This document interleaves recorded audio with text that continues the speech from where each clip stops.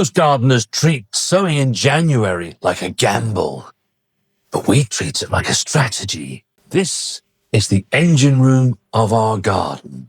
It's a simple setup that gives us a head start on our chilies, our peppers, and our aubergines, and next month, our tomatoes, and it saves us hundreds of pounds. In today's video, we shall be showing you our setup and exactly what we're going to be growing in it.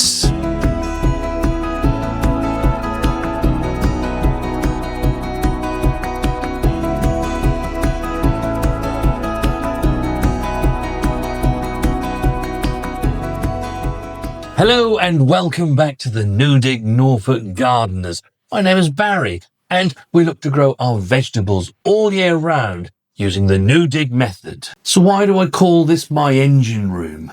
Well, in January and February, it's almost too cold to grow anything outside. The other thing that's against us is that the light levels are pretty much what you're seeing behind me at the moment. We see very little sunshine in January and February. It literally is cloudy and wet. And the one thing that your seedlings do need is light. If we wait until March and April to make these sowings, then we shall miss the boat. But this setup solves that problem and it gives us a controlled environment in which to get these slow growing crops up and running. The onions, the chilies, the peppers, the aubergines buys us time, and more importantly, it saves us a fortune. Before we start filling any trays, question for you. Answer us in the comments. When you start to sow seeds early in the year, indoors, what goes wrong for you? You suffer with leggy seedlings? Or is it dampening off? Or do they just simply rot and never actually germinate? Let us know in the comments below. Between the onions and the tomatoes, aubergines, chilies and peppers that we grow, those crops in harvest terms are probably worth around about £1,000 to us. It's £1,000 off your grocery bill. The time you're watching this video, the optimum time to be sowing your onion seeds will have passed. But for those of you that bought our seed sowing calendar for 2026, you will already have known that, and hopefully you've all sown your onions. So let's look at the hardware. You don't need a laboratory, but you do need two distinctive zones. Zone 1 is warm and humid. These are my heat mats. They keep the temperature constant, and that's really important at the beginning of the year when you want to sow all of these seeds that are actually heat-loving plants. Zone 2 is cool and bright and is reserved for after the seeds have germinated. It's really important that seedlings receive the full spectrum of daylight. If you can't give your seedlings this light, then delay sowing. Delay it until the end of next month, because all you'll end up with is extremely weak and leggy seedlings. I haven't sown my seeds yet. That's going to happen later today. But I have tested the lighting rig and the heating mats, and I'm happy to say they're both working. The secret is consistency. The windowsills get cold at night, but the engine room doesn't. And actually, even before you are sowing your seeds, the best thing you can do is to have your compost down in your house where it's already quite warm, so that you're not putting the seedlings into cold and damp compost.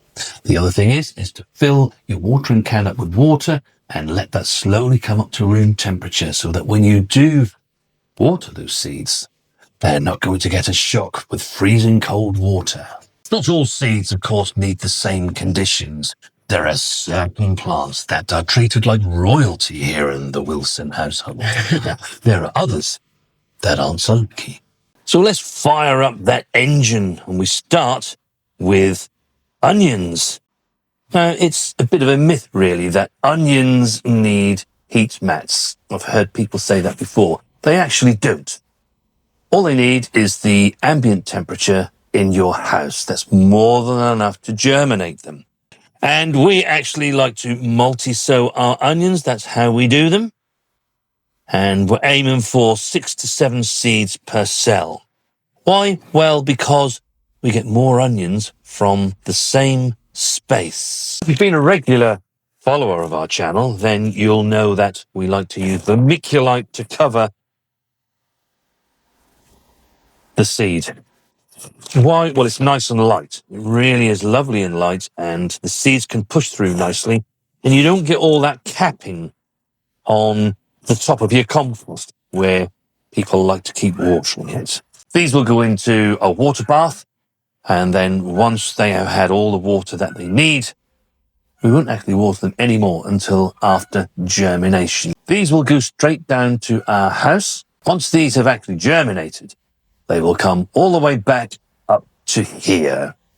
You don't need to keep your onions in your house. You can free that space up once they have germinated. Bring them up to a polytunnel or a greenhouse. Onions are quite safe, so long as it doesn't go below -6. But if we can see on the weather forecast that it's going to be a particularly cold night, we'll just bring them back down to the house, bring them back up here in the morning. Or you could fleece them over to give them that little bit more protection. Next, the chilies and the peppers. Now, these are a completely different story. These are the divas of the vegetable world. And as I said earlier, some seeds I treat like royalty, and some I treat like the poor relations. You've already seen the poor relations in the onions. Now these, they need to be kept lovely and warm. These are some flowers that Mrs. W sowed earlier, and they use a heat dome. This ensures that there is high humidity around the seed sowing area. But I don't particularly do that with the chilies and the peppers. The reason is that I don't need that many. So this space here is absolutely fine to get me 8 to 9 seeds in there. But what I will do, I shall wrap a plastic bag around the top, seal it with elastic band around it, and that will provide the high humidity. But here's the trick. You need to remove that bag or the humidity dome if you're using it as soon as they have germinated, because the high humidity will cause dampness and can cause dampening off, and then your seeds will be no more good. The aubergines, they are done exactly the same as we do with the chilies and the peppers. Once the chilies, peppers and the aubergines have germinated, what I then do is I switch on, this is when we switch on the grow lights, and I remove these cells. And I put that inside there like that, with this over the top, and then they can grow away until they get to a nice size that we can then prick them out into these cells. And then they can go into there and grow away happily. The biggest mistake that people make is that they have the lights up here and they're too far away from your seedlings. It has exactly the same effect as putting them on your windowsill. They'll just continue to stretch towards that light. You want to try and keep them quite close. And if you have to, if they're getting a bit too large, then you can just lift this up a bit so that it's not right on top of them.